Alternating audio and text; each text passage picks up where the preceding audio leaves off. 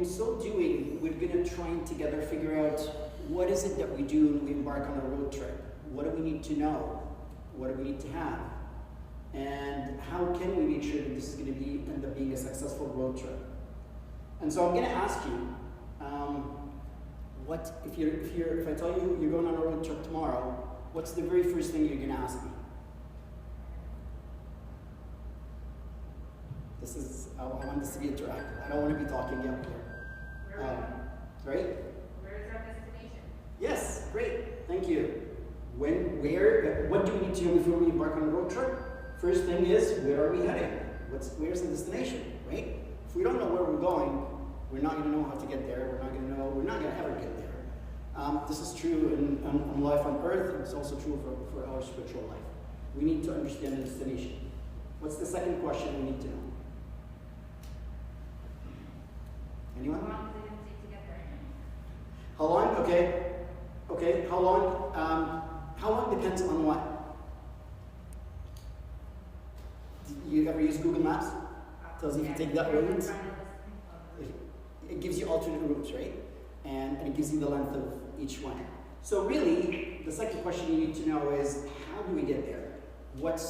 First of all, before we even figure out the way, we really need to understand how are we going to get there, meaning are we going to go there by bus, are we going to go there by car, are we going to go there by bike? It makes a huge difference and also impacts how long it takes to get there. So first we need to understand where we're heading. Secondly, how are we going to get there? Third question? How many days?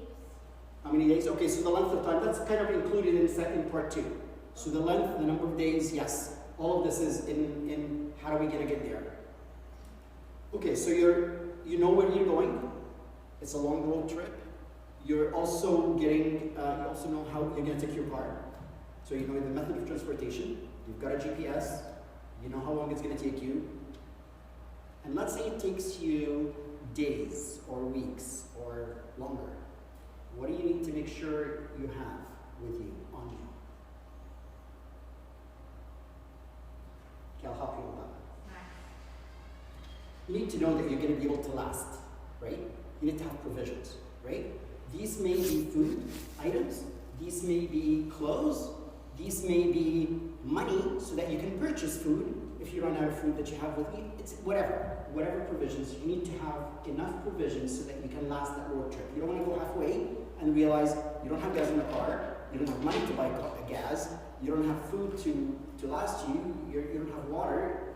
So obviously you need to understand what provisions you need to carry with you. And then lastly, you need to get started.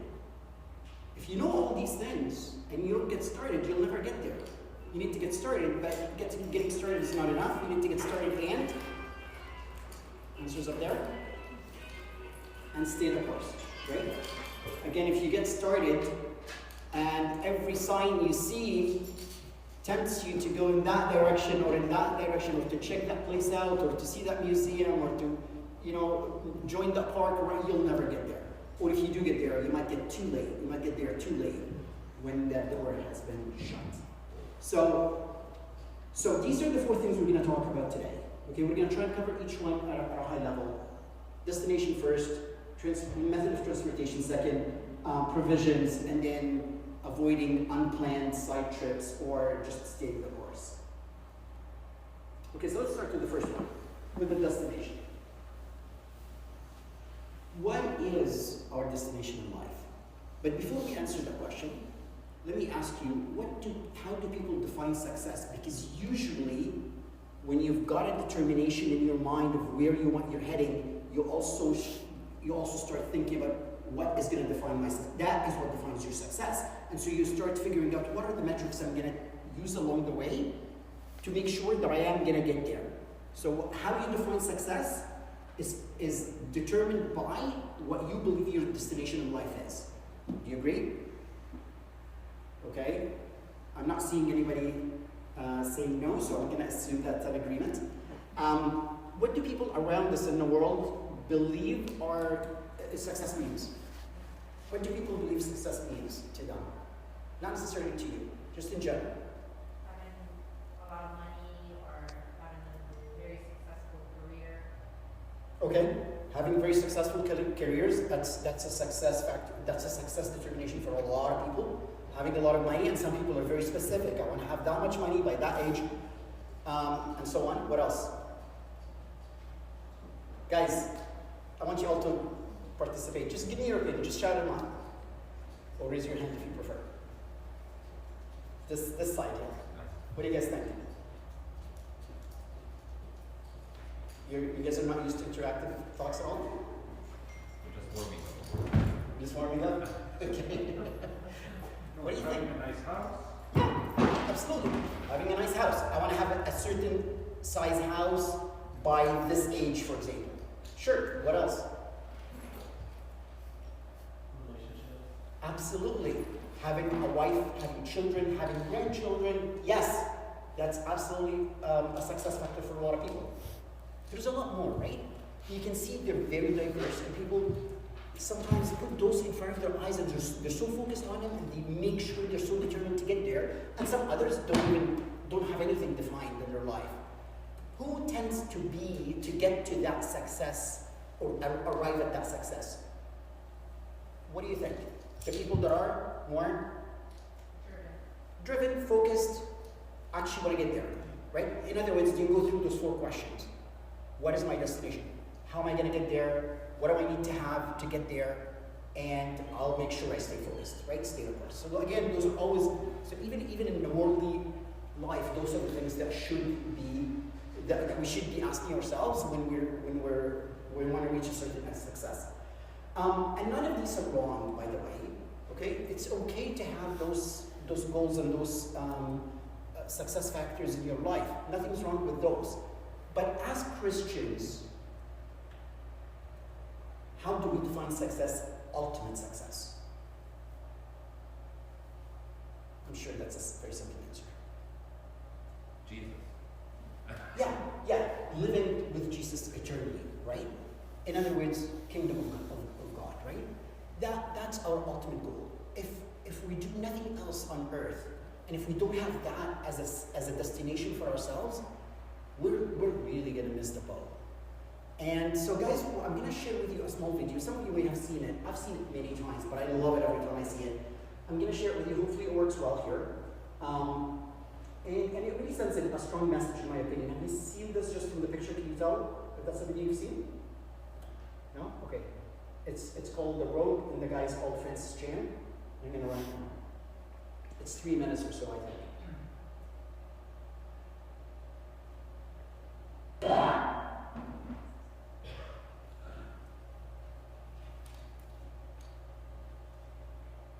And that this rope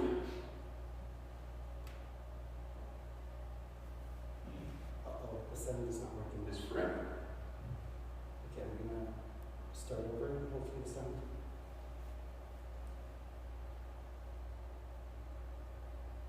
Is a time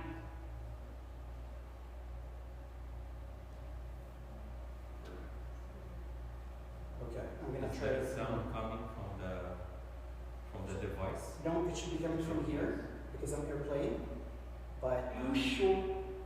and it's coming and going, as you can see. So it's just not a good connection. Let me try a different way. He just exists forever. You see this red part? This would represent your time on earth. You've got a few short years here on earth, and then you've got all of eternity somewhere else. This is your existence. And what blows me away is some of you, all you think about is this red part. It's all you think about. You're consumed with this.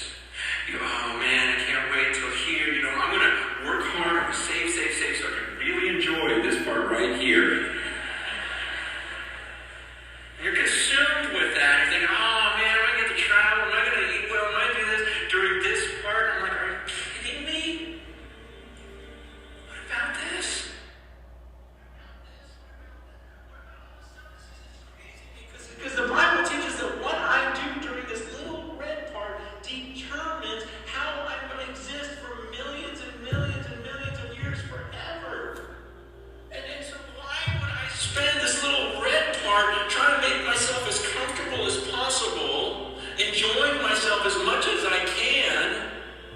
Paul says, look, I'm going to spend my life, invest my life for this moment when I cross that finish line. See, I'm going to forget about all the stuff I could enjoy. I'm not going to look around. I'm going to be like a runner, just looking at that moment when I face God, because when I face Him, then I don't get this chance over again. We have one chance at this life on earth. And it can end at any second for any of us. We've got one chance at this, and then comes eternity. And I'm not going to be fooled. I'm not going to spend my life down here. So people look at some of my decisions and go, oh, you're so stupid because that's going to really affect this. I go, no, you're stupid because that's going to affect all of this. Man, I am serious. I look at the way people live and I go, wow, that is so crazy. You are so crazy. You're gonna do that right now, just to enjoy it right now, not even knowing if you have tomorrow, and you think that's smart and that I'm dumb.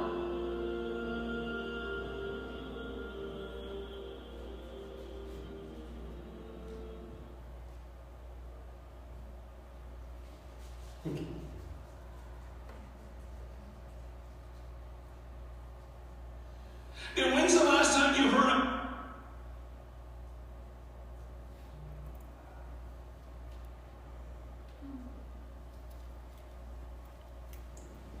So Francis makes a very, very good point. We seem to always be focused on so many success destinations within that little small tiny red part.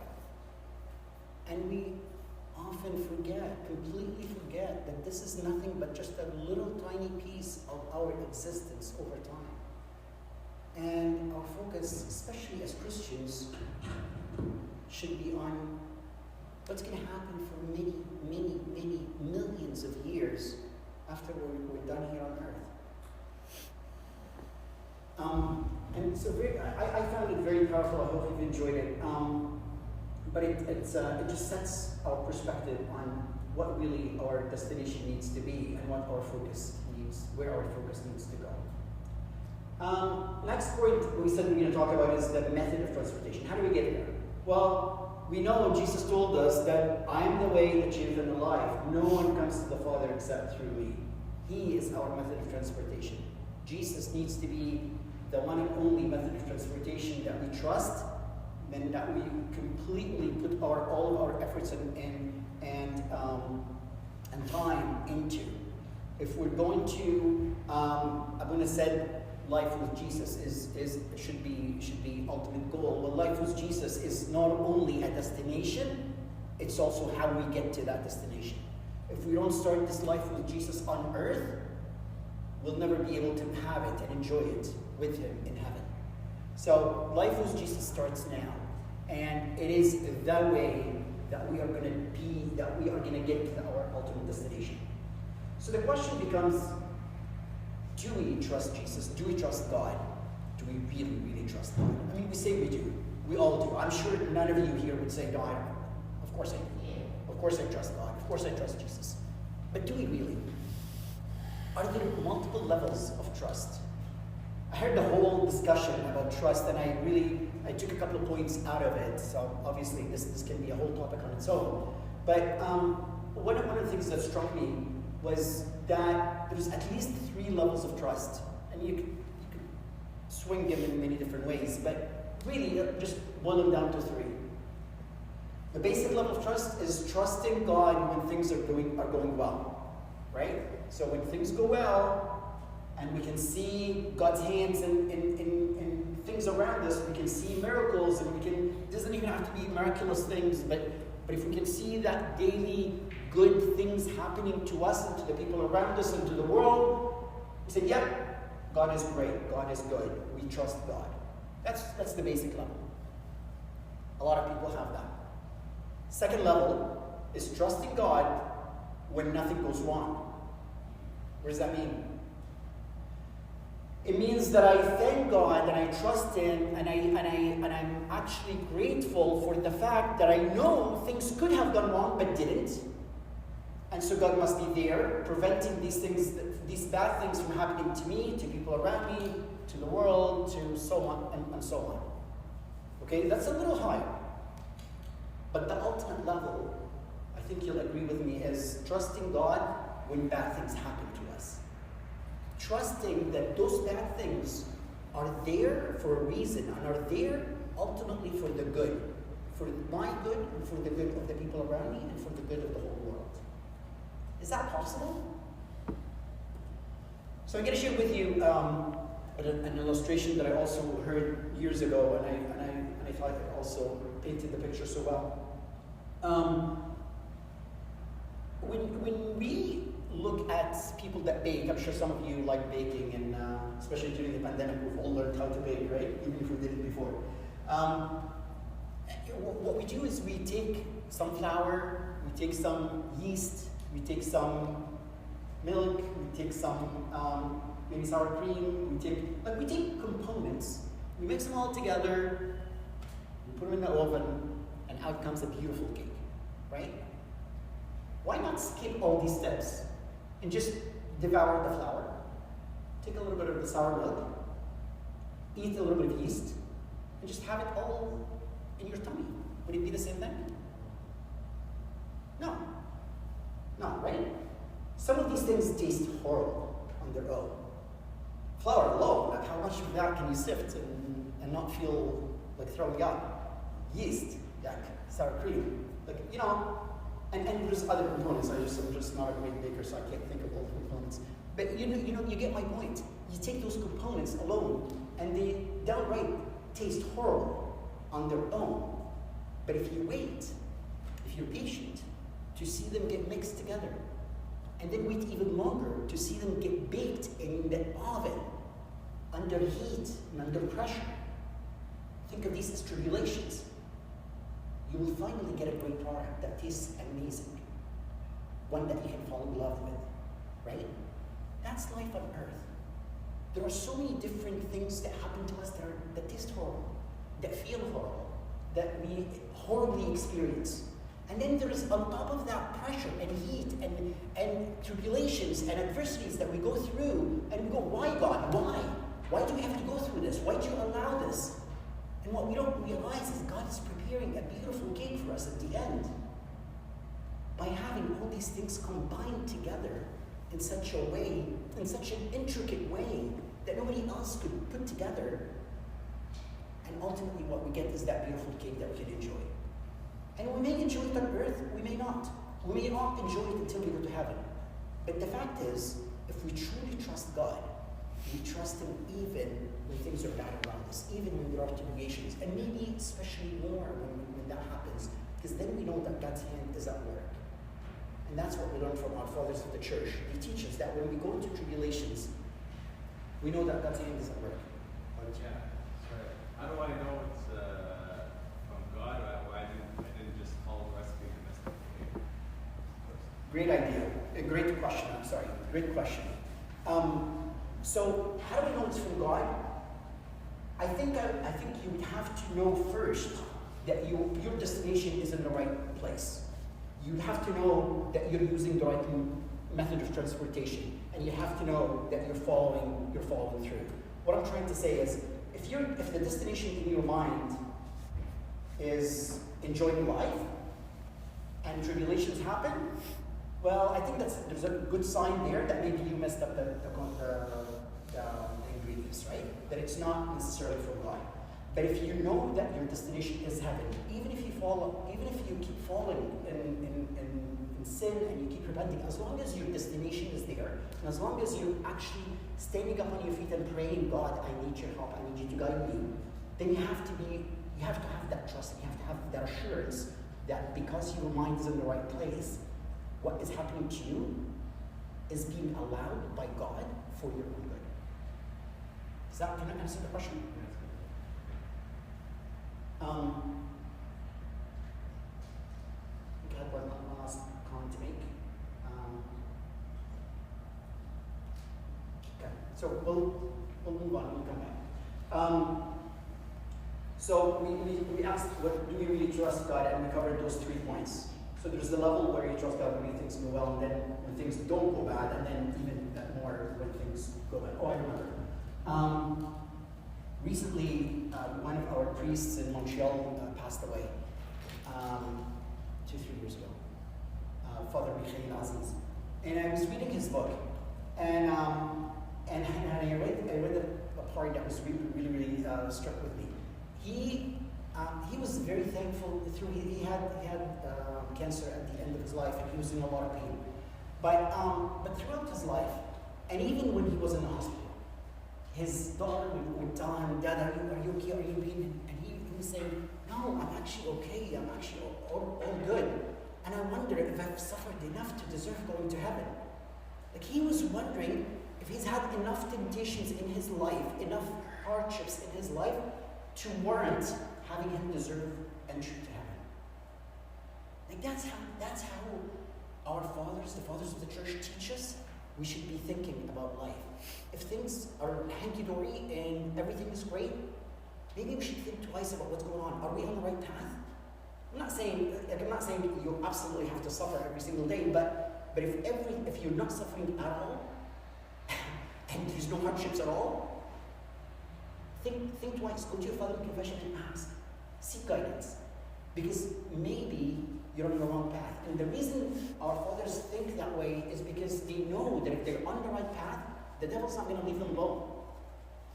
The devil is going to put obstacles in their ways, put hardships and put tribulations. And God will allow those, or allow them for the good of you.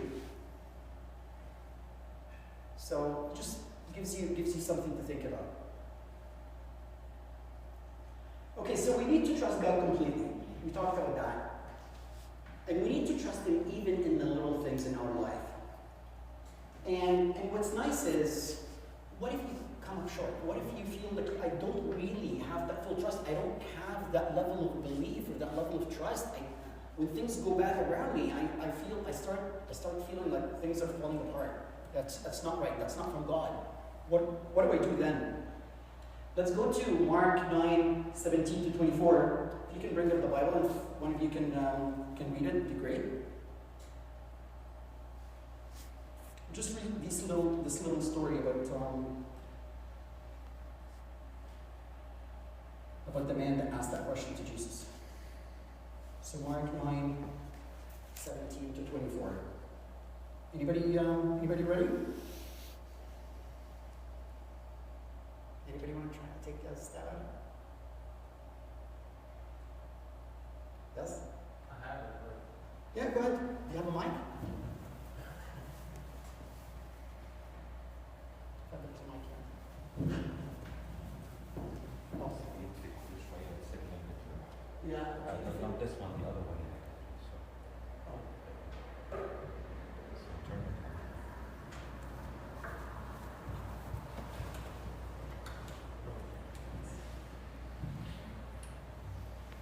Then one of the crowd answered and said, "Teacher, I brought you my son, who has a mute spirit, and wherever it seizes him, it throws him down. He foams at the mouth, gnashes his teeth, and becomes rigid. So I spoke to your disciples that they should cast it out, but they could not." He answered him and said, "O faithless generation, how long shall I be with you? How long shall I bear with you? Bring him to me." Then they brought him to him, and when he saw him, immediately the spirit convulsed him, and he fell on the ground and wallowed, foaming at the mouth. So he asked his father, "How long has this been happening to him?" And he said, "From childhood. And often he has thrown him both into the fire and into the water to destroy him. But if we can do anything, have compassion on us and help us." Jesus said to him, "If you believe, all things are possible to him who believes." Immediately the father of the child cried out and said with tears, "Lord, I believe, help my unbelief." Thank you. So, it sounds contradictory. That's the statement he said. The father said, "I believe, Lord, I believe, help my unbelief." What does that mean? Does he believe or does he not believe? What do you guys think? He started out with doubt. He asked the question, "If you can help us, please do something." Right? I think these were his almost his exact words.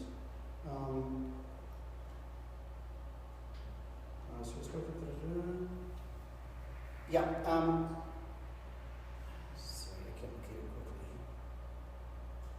quickly. Basically, he said, if you can help us, please help my son.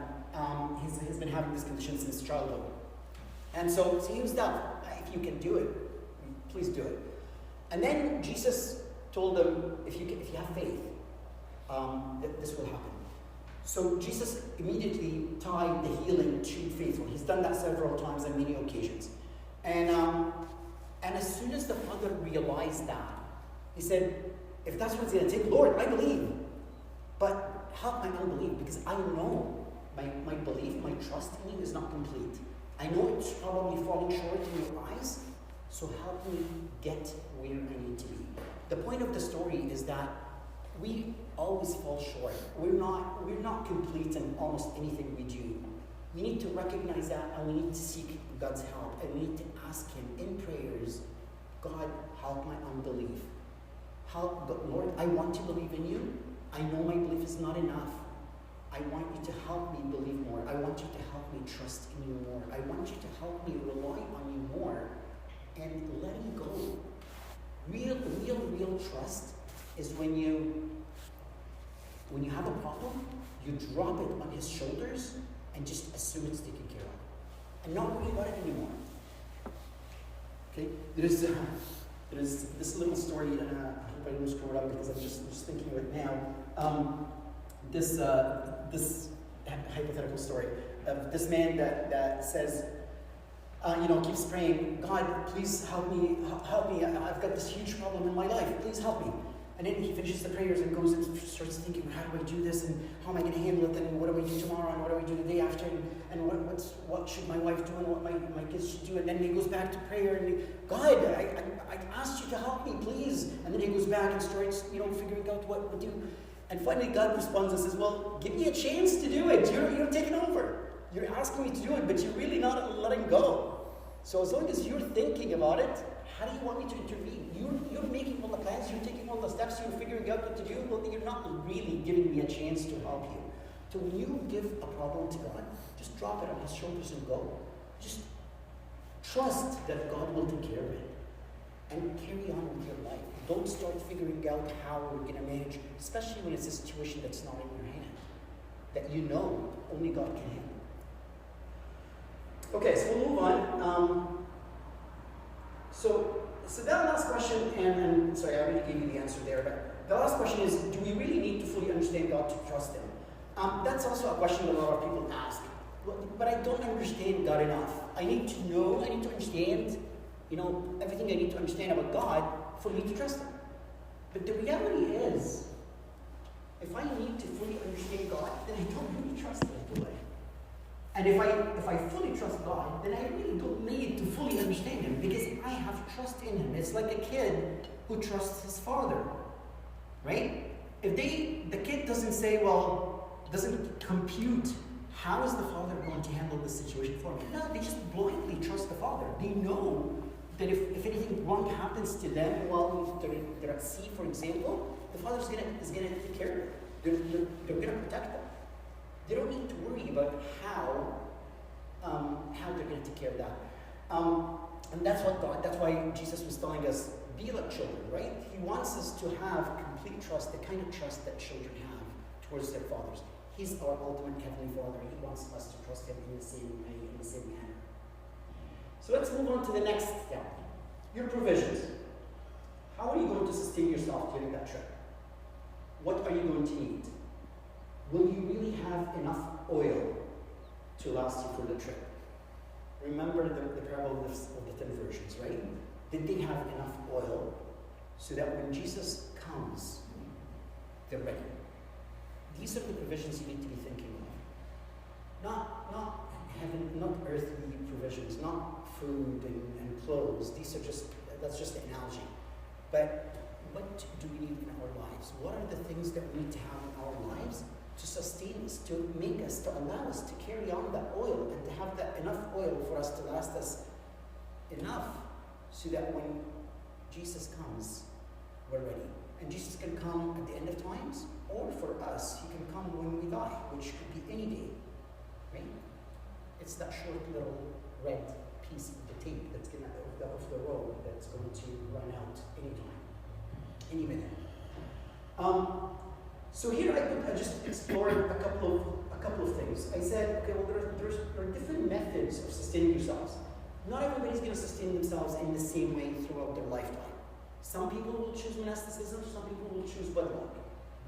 Neither is wrong. Both are blessed by God.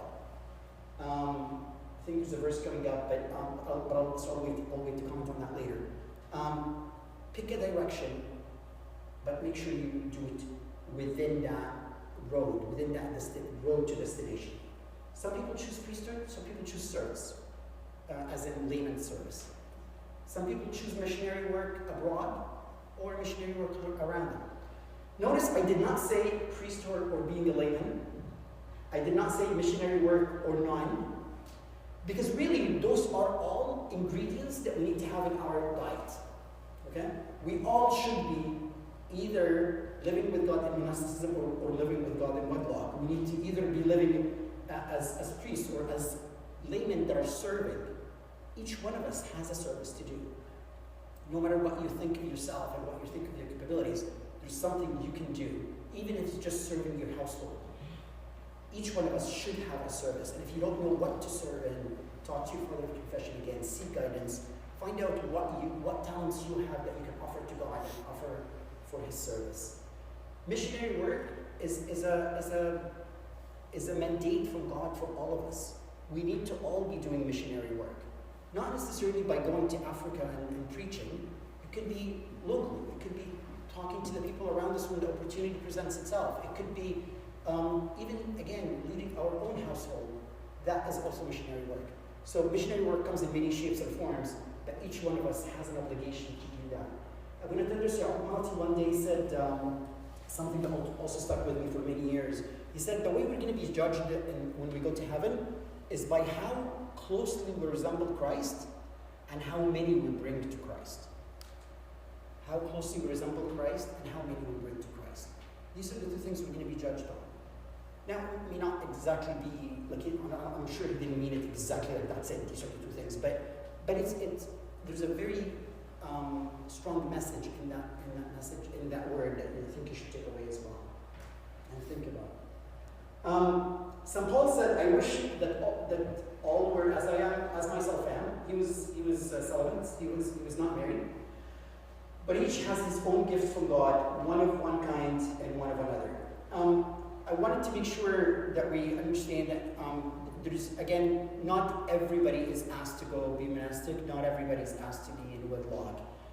Everybody gets a gift, and God gives you that gift for you. Don't seek what is not yours.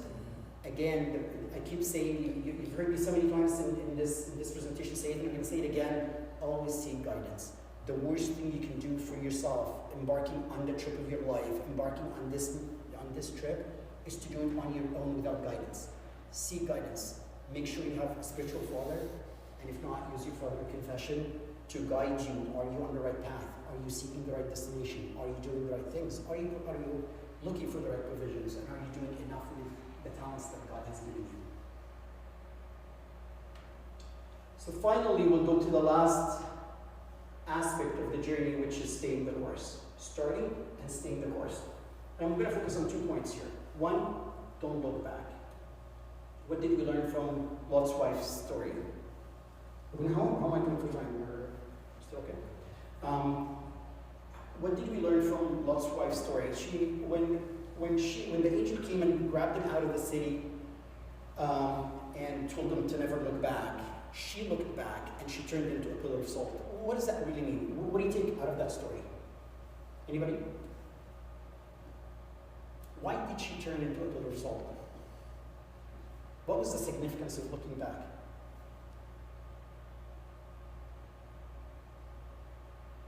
Guys, anyone? She desired what she left behind, right? Her heart yearned for the things that she's going to miss out on. She had a beautiful house, she had neighbors, she had a whole life structured. And even though she knew that the right thing to do was to move with the angel, her heart was still back there. That's why she looked back. Right? And for that, she didn't deserve to complete the journey.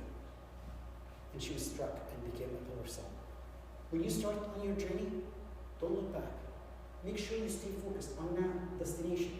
Make sure we've all had sins in our lives. We've all struggled with things that took us many years sometimes, or months to overcome.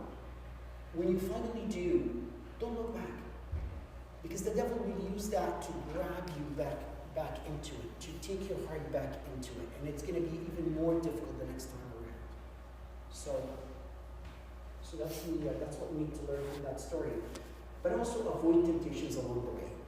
So at the beginning I was saying, when you're on that journey and you're driving along, you'll see signs that are very tempting along the way. Signs that want to take you away from that path, right? There's a theme park here, and there's a nice lake here, and there's a nice view here, and sometimes we're tempted when on a journey, on a road trip, to stop by and take a break and enjoy the scenery. The problem is in our heavenly destination, if we stop and enjoy side action, these could actually be detrimental because they could take our focus completely away from that main path. And the more you do it, the harder it becomes now to pull yourself back out of that into the path again. So we need to avoid temptations and stay focused. I have a few verses here. I'd love for different ones to read each one, and just tell me one thing that you take away from it. The person who reads, one person reads, and one person gives me what they feel they take away from it. Who can read the first one?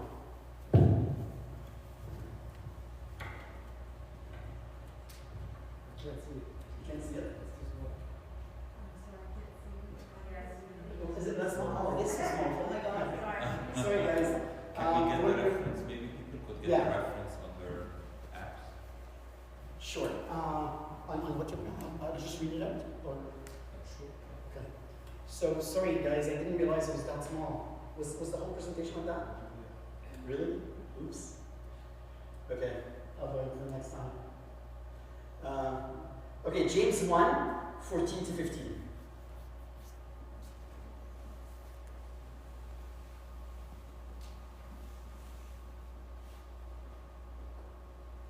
James 1, anyone?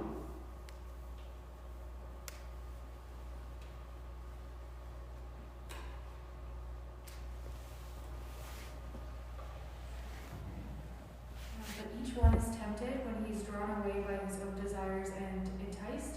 Then when desire has conceived, it gives birth to sin. And sin, when it is full grown, brings forth death. Thank you. What's one thought you take away from that verse?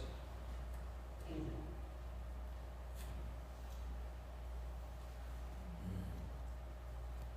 Anyone?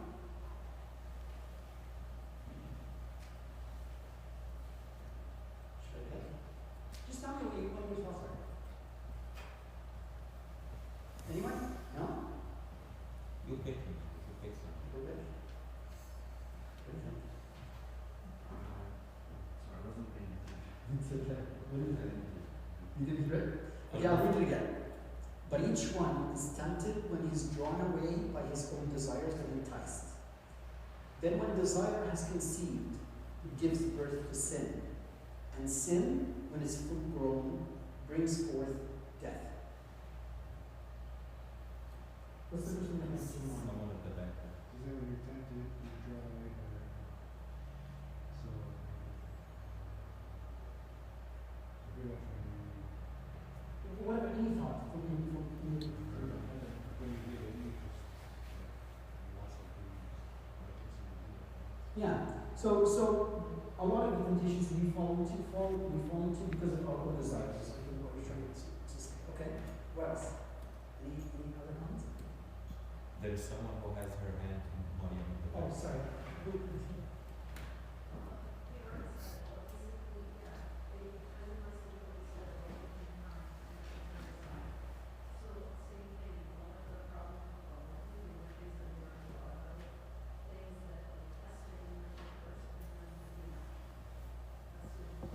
Very good. Okay, very good points. And the other point that I also wanted to bring out here is that when you let it go, when you sit on it, you don't take quick action to cut it out, what happens? Look at the second part of the verse. Then, when desire has conceived, it gives birth to sin. And sin's full grown brings forth death. Right? You let things, you sit on things, you don't move. Sorry. You don't move fast enough, like I did. It becomes a problem. Right? Okay. Okay, I'm going to read them then since it's too small and it's going to be oops. So the second one says, I say then, walk in the Spirit. These are all verses about temptations and encourage us to act, how to act against temptations. So this one says in Galatians 5, 16 to 17, if you want to follow. I say then, walk in the Spirit, and you shall not fulfill the lust of the flesh. For the flesh lusts against the Spirit, and the Spirit against the flesh. And these are contrary to one another, so that you do not do the things that you wish. St. Paul is explaining to us that we have a bit of a dichotomy in our being, right? We've got a spirit and we've got a flesh, and they do desire against each other. Be aware of that, because sometimes if you give in to bodily desires, you're actually preventing the spirit from thriving. You're actually taking away from the ability for the spirit to soar. There's a very nice illustration I've seen years ago that has an eagle, a very strong eagle, tied to a dog. And the dog represents the body and the eagle represents the spirit. You feed the dog, and the dog will easily just drag the eagle into the mud, right? If you feed the dog and you keep the eagle hungry. But if you feed the eagle and you do the opposite, you keep the dog hungry, the eagle can actually carry the dog away. They're that strong, and they can carry that. They can fly away, soar high with the dog in tandem. Another one from Philippians, St. Paul as well. He says, "Yet indeed I also count all things lost for the excellence of the knowledge of Christ Jesus my Lord, for whom I have suffered the loss of all things, and count him as rubbish, that I may gain Christ." St. Paul was so focused on his destination, so focused on his journey with Christ, that everything else in his life was considered rubbish in comparison. And so, when he lost any of it, it didn't bother him. It was nothing compared to what he had in front of his eyes. And finally, from Ephesians, also St. Paul, "Finally, my brethren, be strong in the Lord and in the power of his might. Put on the whole armor of God, that you may be able to stand against the wiles of the devil." We can have a whole discussion on just the armor of God. And there's not a whole paragraph, but a whole section in Ephesians 6, from verse 10 to verse 20, that talks about the different pieces of armor: the breast, what you put on your feet, the helmet, and so on, the prayers, the fastings, all the virtues that we're asked to put on as armor to help us against the fights that we have against the devil. In the interest of time, I'm going to move on because I know I'm taking a little long. So to wrap up, these are the four stages. The four aspects of the journey: destination, transportation, provisions, and staying the course. And I'm just going to leave you with two last thoughts. The first one is just hit the road. Don't procrastinate. Okay? You know what you need to do. You know what you need to be targeting. Don't procrastinate. Procrastination is the enemy of success. That's true also for life on earth as well. The people that are successful are people that don't know how to procrastinate. They just start. They have an idea. They immediately set a plan. They set their targets. That's their destination. They set a plan to get there. That's their method of transportation. They figure out what they need to get there. These are their provisions, and then they start. And those that procrastinate, which is the majority of everybody else, are the ones that never make it anywhere, or at least not make it as high as those successful people. But our spiritual life is exactly the same. Don't procrastinate. When you know you're in trouble, and you're fighting a sin that you can't overcome, you're struggling with it, you've tried and you didn't, and you haven't gone to your father in confession in so long, don't keep saying, well, I'll do it next week, I'll do it next week. Worse, don't say, well, I've already sinned, I can't have communion, and until I go to my father in confession, I can't do anything about it, so I might as well just continue what I'm doing until then. That's a trick of the devil, right? He wants to keep you dragged in the mud so that you don't get a chance to wake up and start that journey. Start the journey. And if you have to start the journey and you every day, do it. It doesn't matter if you started and you slept. It doesn't matter if you started and you took a side turn. It doesn't matter if you started and you were tempted by a side sign. Get up again, start again. Always tell yourself, I need to start. And if you can start every single day, again, there's nothing wrong with that.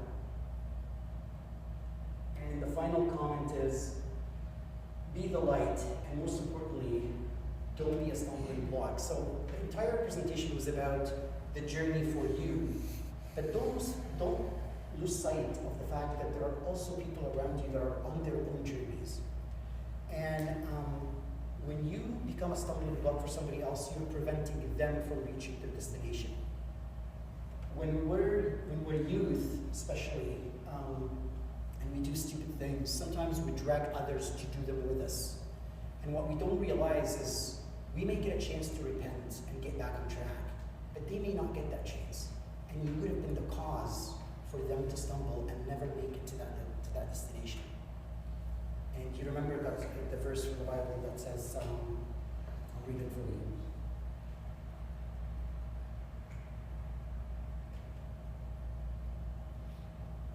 Jesus said to his disciples in Luke 17:1, it is inevitable that stumbling blocks will come, but woe to the one through whom they come.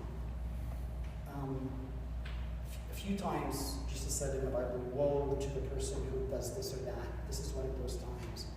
If you are the stumbling block for someone else, if you cause someone else if you have the cause that someone else is not reaching their destination, that's a big deal. Remember again what Father Saad said, you're going to be measured on how well you resemble Christ and how many you bring to Christ.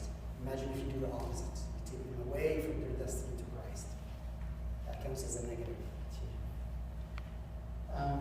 That's it. Any questions or comments?